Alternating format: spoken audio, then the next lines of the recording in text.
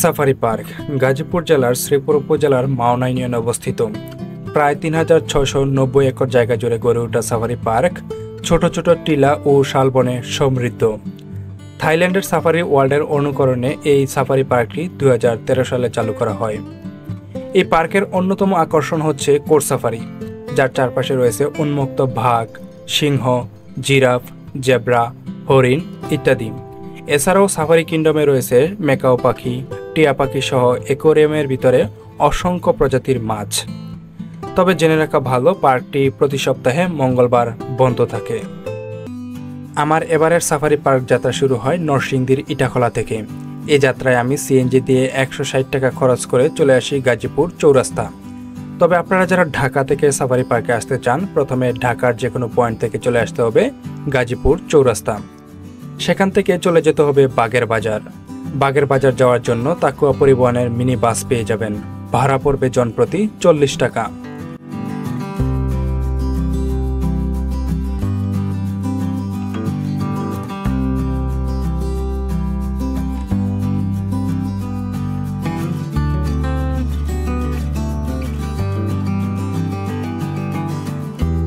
বাগের বাজার আসার পর দেখতে পাবেন অসংখ্য অটো রয়েছে। এই অটোগুলোতে চড়ে জনপ্রতি ২০ টাকা খরচ করে সাফারি পার্কের সামনে চলে আসতে পারবেন।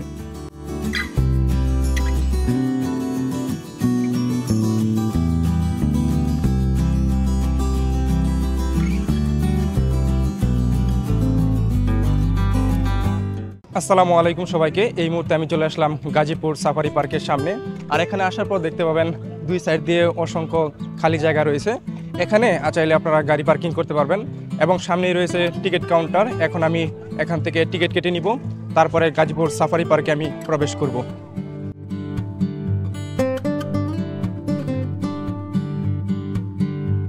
দেখতে পাচ্ছেন কাউন্টারের সামনে দেওয়া রয়েছে টিকিটের মূল্য।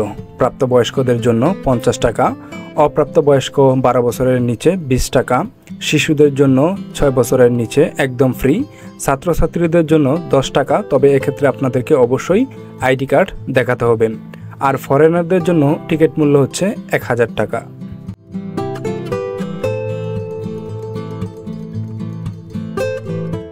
এখান থেকে ৫০ টাকা দিয়ে টিকিট কেটে নিলাম। এখন আমি চলে যাচ্ছি সাফারি পার্কের দিকে।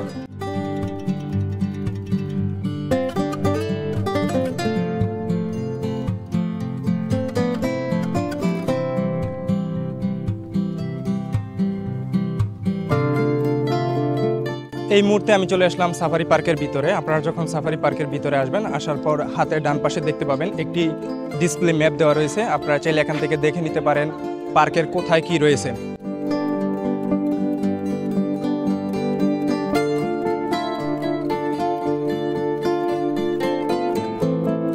এই সাফারি পার্কটি কয়েকটি ভাগে বিভক্ত। এখানে রয়েছে কোর সাফারি, সাফারি কিংডম, এছাড়াও আরও বেশ কিছু সাফারি এখানে রয়েছে।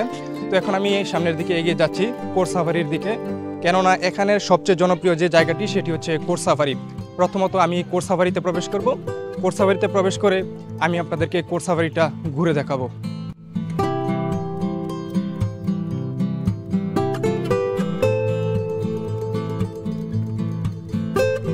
এখন আমি চলে আসলাম কোর সাফারির সামনে। এই কোর সাফারির সামনে বিশাল লম্বা লাইন দেখা যাচ্ছে, কেননা এটি এই পার্কের যেহেতু মূল আকর্ষণ। এখানে সবচেয়ে বেশি পর্যটকদের ভিড় লক্ষ্য করা যায় এবং সেই সাথে আজকে প্রচুর পরিমাণের এখানে ছাত্রছাত্রীরা রয়েছে, তারাও কোর সাফারির দিকে প্রবেশ করতেছে।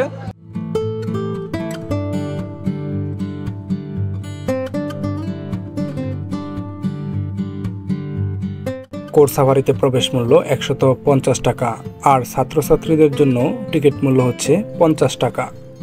বিশাল লম্বা লাইনের মধ্যে দাঁড়িয়ে রয়েছি, কখন প্রবেশ করতে পারবো বুঝে উঠতে পারতেছি না। দেখতে পাচ্ছেন এই যে সামনে বিশাল লম্বা লাইন।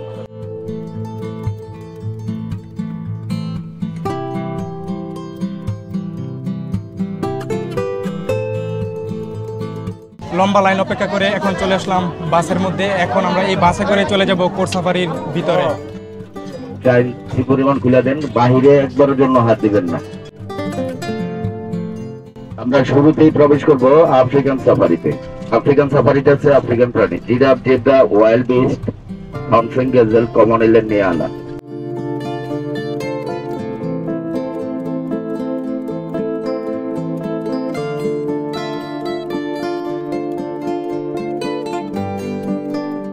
এখন চলে আসলাম আফ্রিকান সাফারিতে। এই যে সামনে দেখা যাচ্ছে অসংখ্য জেব্রা রয়েছে। ডান পাশে ফলো করে, ডান পাশে ব্রাউন কালারের একটা প্রাণী দেখা যায়, এটার নাম হচ্ছে কমন এলেন। কমন এলেন হচ্ছে আফ্রিকান অ্যান্টিলোপ প্রাণী। আর সামনে আছে জেব্রা। এই যে এখানে জেব্রাগুলো দল বেঁধে দাঁড়িয়ে রয়েছে, কত সুন্দর দেখতে জেব্রাগুলো।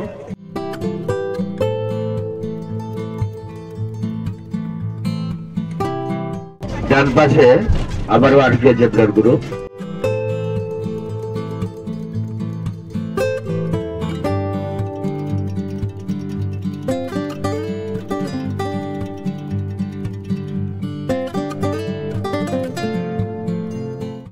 সামনে ফলো করবেন, সামনে আফ্রিকান সাফারি টুতে বাম পাশে দেখেন আমার হাতটা কোন দিকে মুভ করে, ওদিকে তাকান, একদম কর্নার দিয়ে বাঁশের যে বাউন্ডারির আশেপাশে তাকান, কালো করে কিছু প্রাণী দেখা যায় দেখেন।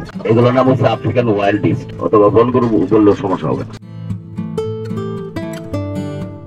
আমি আফ্রিকান সাফারি শেষ করে প্রবেশ করবো হরিণ সাফারিতে। এখানে আছে মায়া হরিণ, চিত্রা হরিণ, সাম্বার হরিণ, গয়াল এবং নীলগাই।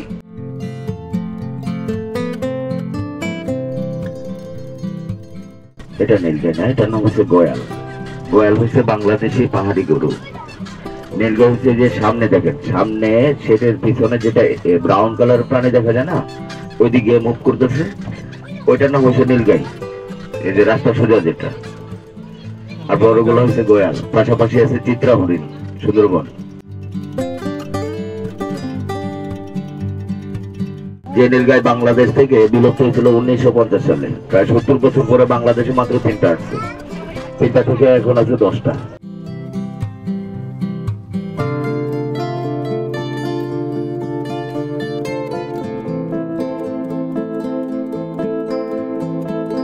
আমরা হরিণ সাফারি শেষ করে প্রবেশ করবো কালো ভালুক সাফারিতে।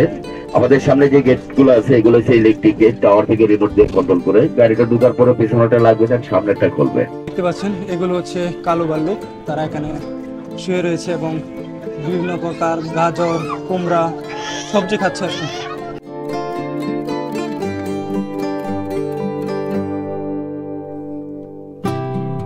এখন আমরা প্রবেশ করতেছি সিংহ সাফারিতে।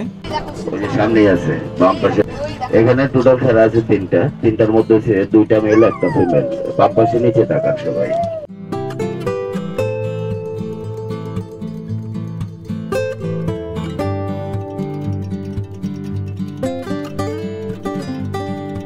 আমাদের সর্বশেষ সাফারি টাইগার সাফারি।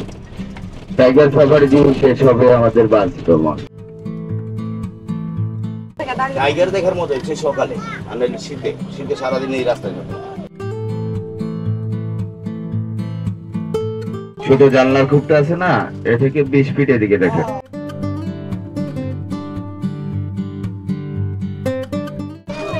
যে একেবারে দূরে গরমের জন্য তারা ছায়ার মধ্যে দাঁড়িয়ে আছে, সারা 2টা আছে, এই জন্যই তো কর্নারের নিচে দেখেন একবারে শুয়ে আছে, অল্প দেখা যায়।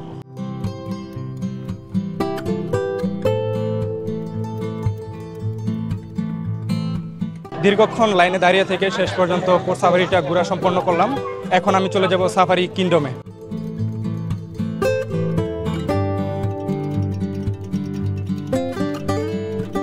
এখন চলে এলাম সাফারি কিংডমে। দেখা যাক এখন সাফারি কিংডমের ভিতরে প্রবেশ করব এবং সেই সাথে ঘুরে দেখব সাফারি কিংডমে কি কি রয়েছে। ভাই আপনাদের এখানে কি কি রয়েছে? এখানে দেখবেন ম্যাকাও, প্যারট, সামুদ্রিক মাছ, ময়ূরের গ্যালারি, ধনেশ, পেলিকেন, সোয়ান। সবগুলো কত? 5টা ইভেন্টে দেখবেন 100 টাকা করে।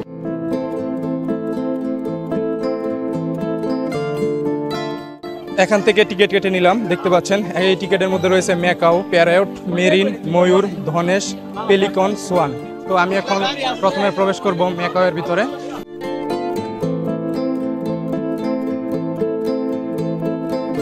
এই যে এখন আমরা চলে এলাম ম্যাকাও এবং প্যারট দেখতে। তো আপনারা প্রবেশ মুখে দেখতে পাবেন এখানে শিকল দেওয়া রয়েছে। এই শিকলগুলো আপনাদেরকে সরিয়ে নিতে হবে। এই শিকলগুলো দেওয়ার কারণ হচ্ছে যাতে পাখিগুলো বেরিয়ে যেতে না পারে।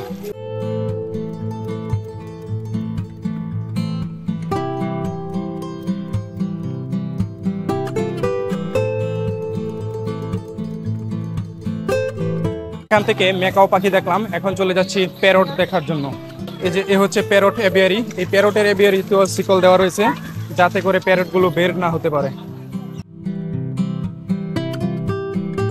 প্রবেশ মুখে রয়েছে বেশ কিছু প্যারট, দেখতে পাচ্ছেন এখানে বিভিন্ন কালারের প্যারট রয়েছে।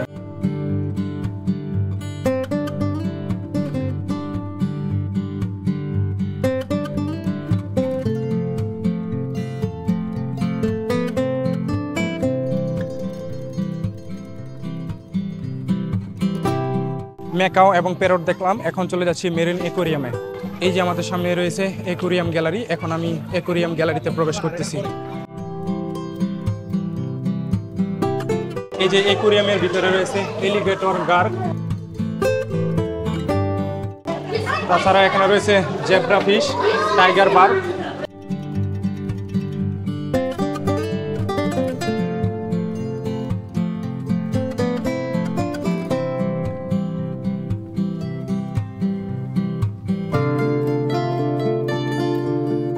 অ্যাকোয়ারিয়াম থেকে ঘুরে চলে আসলাম, এখন চলে যাচ্ছি ময়ূর পাখিশালাতে। মেরিন অ্যাকোয়ারিয়াম থেকে অনেকটা দূরে হচ্ছে ময়ূর পাখিশালা। তো ময়ূর পাখিশালা যখন আপনারা দেখতে যাবেন, এর পাশে আপনারা দেখতে পাবেন জলস্থি বেষ্টনী। এই জলস্থি বেষ্টনীতে আপনারা আসলে জলস্থি দেখতে পাবেন, তবে জলস্থি খুব একটা দেখা যায় না, কেননা জলস্থি সবসময় পানির নিচে থাকে। তবে মাঝে মধ্যে উপরে আসে, যাদের সৌভাগ্য হয় তারা জলস্থিটা দেখতে পারে। তো আমি এখন চলে আসলাম জলস্থি বেষ্টনীতে, দেখা যাক জলস্থির দেখা পাওয়া যায় কিনা। এই যে সামনে জলস্থি একটু উকি দিয়েছে, আপনারা দেখতে পাচ্ছেন কিনা জানি না। জলস্থিটা খুবই সামান্য পরিমাণের বেশি ছিল, আমি দেখতে পেয়েছি, তবে আপনারা ক্যামেরায় কতটা দেখতে পেয়েছেন সেটি আপনারাই জানেন। হেঁটে চলে আসলাম ময়ূর ও ধনেশ পাখিশালার দিকে।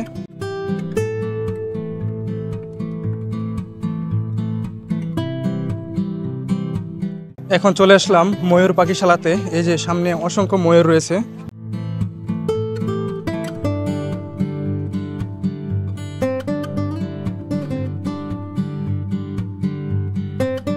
ময়ূর পাখির এই খাঁচার ভিতরে বেশ কিছু ময়ূর দেখতে পেলাম। ময়ূরগুলো দেখতে খুবই সুন্দর, তারা এখানে সুন্দরভাবে এখানে বসে রয়েছে, উঠতেছে। আর উপরে দেখতে পাচ্ছেন নেট দিয়ে সুন্দর করে ঢেকে রাখা হয়েছে, যাতে ময়ূরগুলো এখান থেকে উড়ে যেতে না পারে।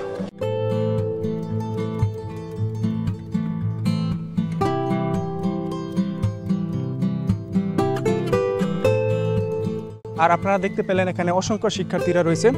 এটি যেহেতু ফেব্রুয়ারি মাস এবং সেই সাথে ফেব্রুয়ারি মাসের শেষের দিকে বিভিন্ন শিক্ষা প্রতিষ্ঠান থেকে এখানে চলে আসছে শিক্ষা সফরে, যার ফলে আজকে এই পার্কটিতে প্রচুর পরিমাণের ভিড় লক্ষ্য করা যাচ্ছে। এখন চলে যাচ্ছি ধনেশ পাখি দেখার জন্য।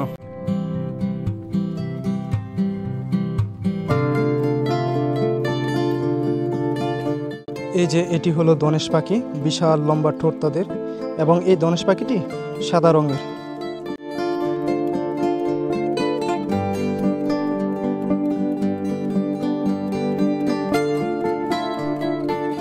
এখান থেকে ধনেশ পাখি দেখে নিলাম, সাদা রঙের একটি মাত্র ধনেশ পাখি এখানে রয়েছে।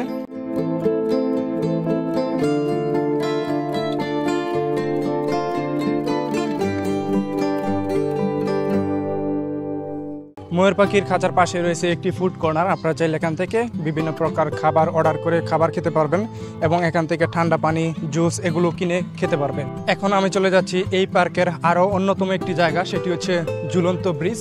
এখান থেকে টিকিট কাটবো এবং টিকিট কেটে চলে যাব ঝুলন্ত ব্রিজ দেখার জন্য।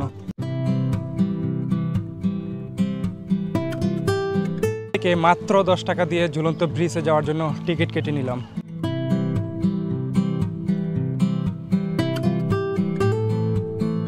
হাঁটতে হাঁটতে চলে আসলাম ঝুলন্ত ব্রিজের কাছে, এখন আমি ঝুলন্ত ব্রিজে উঠতেছি।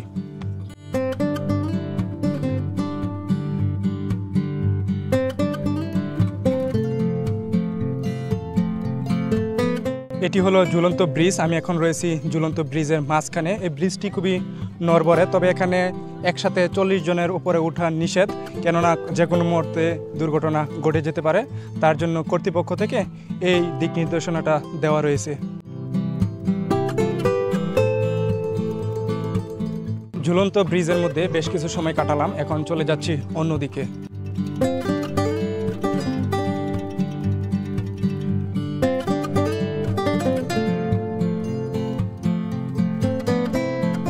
হাঁটতে হাঁটতে চলে আসলাম ওট পাখির খাঁচার কাছে। এখানে বেশ কিছু ওট পাখি রয়েছে, দেখতে পাচ্ছেন ওট পাখিগুলো দেখতে সুবিশাল দেহের অধিকারী। এখন চলে আসলাম অজগর দেখার জন্য। খাঁচার ভিতরে এখানে অজগর রয়েছে, আমি আপনাদেরকে অজগর সাপগুলো দেখাবো।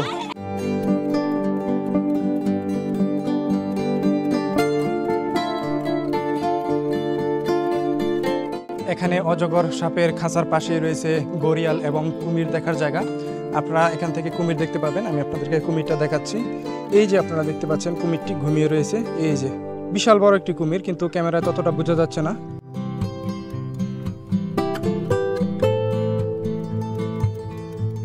কুমিরের অপোজিট পাশেই রয়েছে গরিয়াল। দেখতে পাচ্ছেন এখানে বেশ কিছু গরিয়াল রয়েছে। এই গরিয়ালগুলো কিন্তু অনেক বড়। এই যে দেখতে পাচ্ছেন একটি গরিয়াল পানি থেকে এখন তীরে উঠতেছে।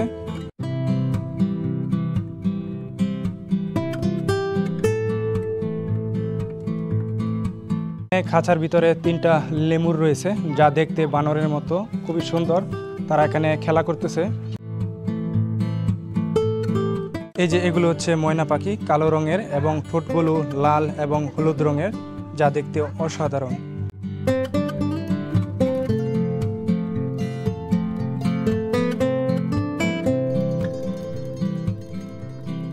এটি হলো রঙিন কই কার্প মাছের খেলা দেখার স্থান। একটা সময় আপনারা চাইলে কিন্তু এখানে টিকিট কেটে প্রবেশ করতে পারতেন, তবে বর্তমানে এটি বন্ধ রয়েছে। তবে এটি কখন চালু করে দেওয়া হয় এখনো পর্যন্ত বলা যাচ্ছে না।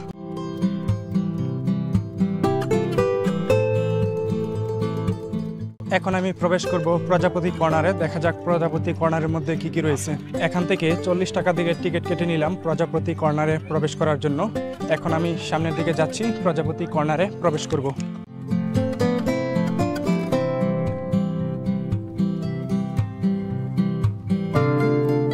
প্রজাপতি এখানে কিভাবে তৈরি হয়? প্রজাপতি হচ্ছে এগুলো ডিম থেকে শুকিয়ে শুকিয়ে থেকে আস্তে আস্তে এগুলো মৌখিত হয়, মানে বিদেশ এগুলো হয়, আর পরে প্রজাপতি হয়ে যায়। এই যে এইভাবে গিয়ে শেষ পর্যন্ত প্রজাপতিতে রূপান্তর হয়। এখন আমি চলে আসলাম প্রজাপতির খাঁচার ভিতরে। দেখা যাক এখানে প্রজাপতি দেখা যায় কিনা।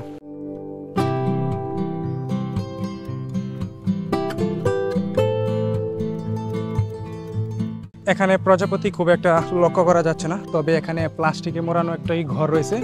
এই ঘরের ভিতরে 2-1টা প্রজাপতি দেখা যাচ্ছে।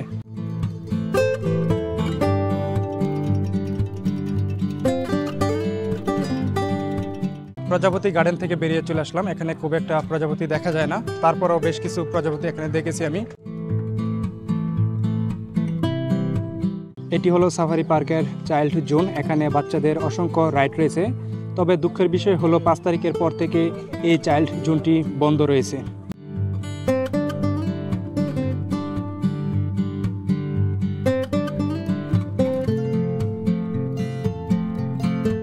হাঁটতে হাঁটতে আবারও চলে আসলাম গেটের একেবারে সামনের দিকে। আর এদিকটাতে আসলে আপনারা এখানে ছবি তোলার জন্য বেশ কিছু জায়গা পেয়ে যাবেন।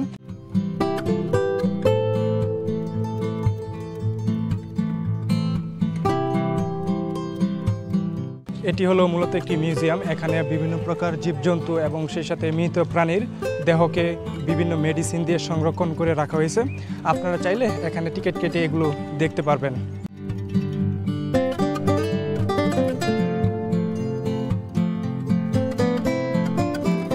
আপনারা চাইলে পরিবার অথবা বন্ধুবান্ধব নিয়ে এই পার্কে সুন্দর একটি দিন কাটাতে পারেন। আমার আজকের ভ্রমণ গল্প ছিল এ পর্যন্তই। দেখা হবে নতুন কোনো ভিডিওতে। সে পর্যন্ত সবাই ভালো থাকবেন, সুস্থ থাকবেন। আল্লাহ হাফেজ।